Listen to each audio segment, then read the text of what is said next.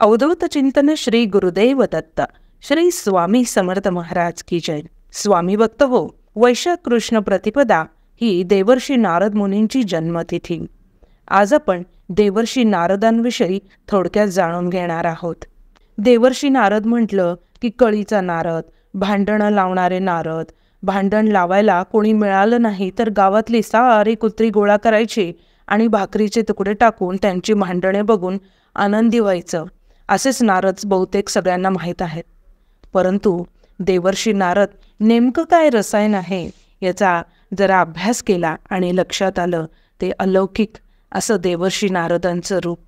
श्रीमद भागवतामध्ये देवर्षी नारदांचे 2 जन्म सांगितले आहेत. पहिल्या जन्मात नारद दासीपुत्र होते. ऋषीमुनी साधू संतांचे उच्चिष्ट भक्षण केल्याने त्यांची बुद्धी अत्यंत सात्विक झाली. त्यानंतर त्यांनी सारं आयुष्य नामसंकीर्तनात व्यतीत करत नरदेहाचं सार्थक केलं. दुसरा जन्म ब्रह्मदेवांच्या निश्वासावाटे झाल्याचा उल्लेख आढळतो. ब्रह्मापासून निर्मिती म्हणून ब्रह्मकुमार असंही नाव त्यांना शोभून दिसतं. ब्रह्मदेवाचे मानसपुत्र सनत कुमारांकडून त्यांना मार्गदर्शन लाभले. ते स्वतः ब्रह्मदेवाचे लाडके मानसपुत्र. हातात चिपळ्या, ऊर्ध्वगामी शेंडी, वैष्णवांप्रमाणे गंध, गळ्यात ब्रह्मवीणा घेतलेली त्यांची ती सात्विक तेजपुंज मूर्ती नुसती आठवली तरी मला नतमस्तक व्हावंसं वाटतं बघा. नारायण नारायण असा चाललेला अखंड जयघोष. तिन्ही लोकात कुठेही केव्हाही कधीही कुठल्याही वेळी संचार करण्याचा अधिकार आहे तो देवर्षी नारदांना. मंडळी, आपल्याकडे देवर्षी, महर्षी, राजर्षी असं या साधू संतांना म्हणण्याची प्रथा आहे. देवांमध्ये जे ऋषितुल्य व्यक्तिमत्व आहे त्यांना देवर्षी म्हटलं जातं, तर जे ऋषीमुनींमध्ये महान असे ऋषी आहेत त्यांना महर्षी म्हटलं जातं. महर्षी वाल्मिकी ऋषी, महर्षी वशिष्ठ, महर्षी विश्वामित्र आणि जे राजे होऊन गेलेले आहेत, राजे असून सुद्धा ज्यांचं व्यक्तिमत्व हे ऋषीप्रमाणे आहे, ऋषीमुनींप्रमाणे आहे, त्यांना राजर्षी म्हटलं जातं. असे स्वतः देव असून सुद्धा ऋषींप्रमाणे ज्यांचं व्यक्तिमत्व आहे असे हे देवर्षी नारद. देव, दानव, मानव, स्वर्ग, मृत्यू, पाताळ, जलभूमी, आकाश अशा प्रत्येक ठिकाणी त्यांना योग्य वेळी योग्य कार्यासाठी योग्य भाषण करून अनेक कठीण प्रसंगी असामान्य बुद्धिमत्तेचा परिचय देऊन अवघड प्रश्न क्षणात सोडवून अखंड ब्रह्मांडाचं कल्याण व्हावं या हेतूनी कार्य देवर्षी नारदांनी केलं आहे, करत आहे. प्रत्येक युगात त्यांचं अस्तित्व होतं आणि आहे. भक्ती मार्गाचे पुरस्कर्ते देवर्षी नारद देव, दानव, मानव सर्वांकडून तितकेच वंदनीय, पूजनीय आहेत. सज्जन आणि दुर्जन यांना जोडणारा दुवा म्हणजे देवर्षी नारद होय. सत्व, रज, तम या त्रिगुणांवर आपलं व्यक्तिमत्व अवलंबून असतं. या 3 गुणांचा बॅलन्स जमला की नरजन्माचं सार्थक झालंच म्हणून समजा. परंतु प्रत्यक्ष जीवनात तसं घडत नाही. कधी सत्वभाव जागा होऊन आपल्यातलं देवत्व जागं होतं. अचानक चांगली कर्म घडायला लागतात. रजगुण वाढला की त्या चांगल्या कर्माला अहमभावाचं कोंदण चढायला सुरुवात होते. मग मानव त्या अहमभावाच्या कोशातच रमायला लागतो आणि तमगुणाने ग्रासून जातो.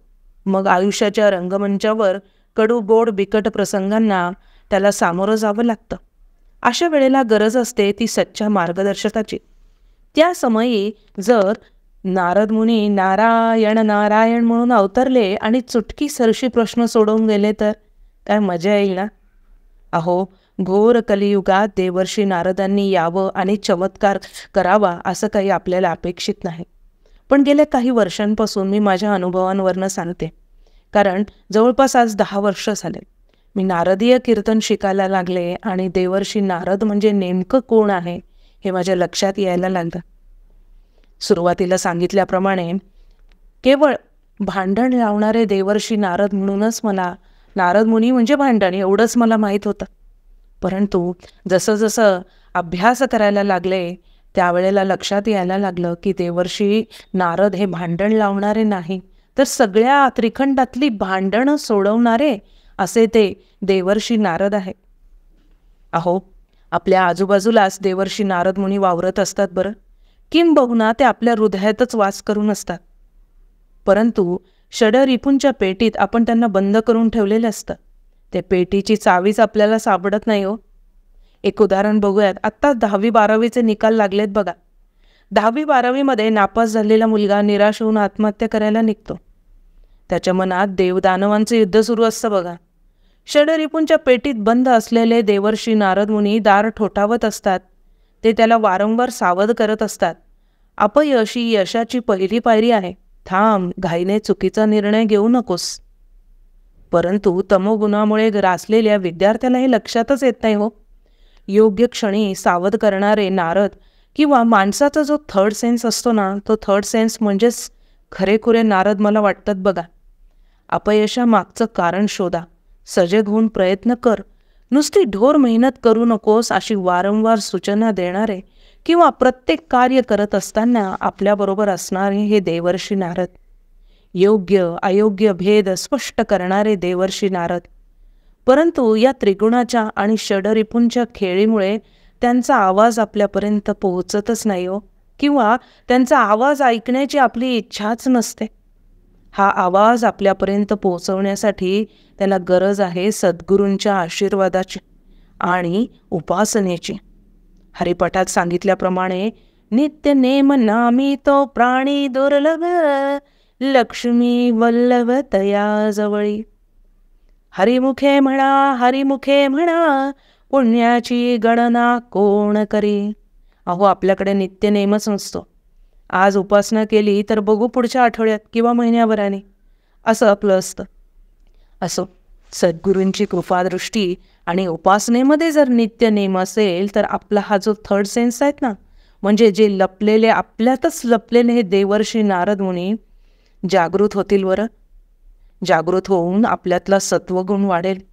भक्ती मार्गाचे प्रसारक देवर्षी नारद मुनी योग्य सल्ला देतील. तेव्हा ते मग कळीचे नारद न वाटता कळकळीचे वाटतील. कविवर्य मोरोपंत आपल्या एका आर्येत वर्णन करताना म्हणतात, मी भक्तांचे हृदयी, माझे हृदयी सदैव भक्त वसे. अखंड नामस्मरण करणाऱ्या देवर्षींच्या हृदय मंदिरात भगवंत सदैव वास करतात आणि भगवंताच्या हृदयातही देवर्षी नारद सदैव वास करत असतात. श्रीमद भागवतामध्ये सांगितल्याप्रमाणे नवविधा भक्तीने भगवंत आपलासा करता येतो. त्या भक्तीच्या त्या 9 पायऱ्या त्यामध्ये सांगितलेल्या आहेत. त्या भगवंताला या 9 पायऱ्या चढून आपल्याला प्रसन्न करता येतं. या नवविधा भक्तीमधली दुसरी महत्त्वाची भक्ती म्हणजे कीर्तन भक्ती होय. देवर्षी नारदांना कीर्तन आचार्य म्हटलं जातं. कीर्तन ज्या गादीवरती उभा राहून कीर्तन केलं जातं त्या गादीला देवर्षी नारदांची गादी म्हटलं जातं. कीर्तन हा भगवंताच्या कार्याचा, यशाचं गुणगान करत त्याला प्राप्त करण्याचा साधा सोपा भक्तिमार्ग आहे. तोच मार्ग देवर्षी नारदांनी सांगितला आहे. विश्वासाची परिसीमा म्हणजे श्रद्धा होय. गीतेत सांगितल्याप्रमाणे श्रद्धावान लभते ज्ञानम. या ज्ञानाला भक्तीची जोड देण्याचं काम देवर्षी नारदांनी केलं आहे. देवर्षी नारदांनी नारद भक्तिसूत्र अशी 84 भक्तीची सूत्रच या नारद भक्तिसूत्रामध्ये सांगितलेली आहे. अथ परम प्रेम स्वरूपा असं भक्तीला म्हटलेलं आहे. ज्ञान आणि भक्ती याचा सुरेख संगम म्हणजे कीर्तन. आचार्य देवर्षी नारद, अवघड परमार्थाचा मार्ग सोपे करणारे देवर्षी नारद, सज्जनांचं सज्जनत्व वाढविणारे आणि दुर्जनाचं दुर्जनत्व नष्ट करणारे नारद. देवर्षी नारदांचा वाल्या कोळ्याला काही क्षणाचा संपर्क झाला, काही क्षणाचा सत्संग मिळाला आणि वाल्या कोळ्याचा वाल्मिकी ऋषी झाला. अहो, भक्त प्रल्हाद, ध्रुववाळ या सगळ्यांना देवर्षी नारद गुरुरूपाने भेटले आणि त्यांच्या जीवनाचं कोटकल्याण झालं.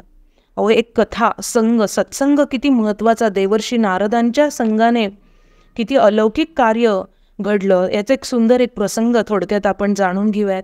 कयाधू ही दैत्यराज हिरण्यकशिपूची पत्नी. हिरण्यकशिपू हा ईश्वर भक्त पण तेवढाच पापी आणि दुष्ट दुराचारी होता. जेव्हा हिरण्यकशिपू तपस्येला बसला त्यावेळेला ही कयाधू गर्भवती होती आणि हा घोर तपश्चर्येला बसलेला आहे. देवराज इंद्र त्यावेळेला घाबरले आणि त्यांनी काय ठरवलं की ह्या कयाधूला आता आपण मारूयात. मारण्यासाठी आपल्या बंदिवासामध्ये घेऊन जाण्यासाठी इंद्रलोकामध्ये घेऊन जावं म्हणून इंद्र त्या कयाधूला नेण्यासाठी आले आणि त्यावेळेला देवर्षी नारदांनी ते पाहिलं. इंद्राला म्हणाले, देवराज, आपण हे काय करत आहात? ती गर्भार आहे. तेव्हा इंद्र नरमला. त्याने कयाधूला सोडून दिलं. मग काय केलं देवर्षी नारदांनी की तिला आपल्या आश्रमामध्ये घेऊन आले आणि कयाधूला त्यांनी भक्तीचा उपदेश केला. हिरण्यकशिपूची तपस्या संपल्यानंतर देवर्षी नारदांनी कयाधूला हिरण्यकशिपूच्या स्वाधीन केले. परंतु देवर्षी नारदांच्या मुखातील नारायण नारायण हे शब्द गर्भामध्ये असलेल्या त्या भक्त प्रल्हादाने ऐकले. पुढे कयाधूला जो पुत्र झाला तोच भक्त प्रल्हाद.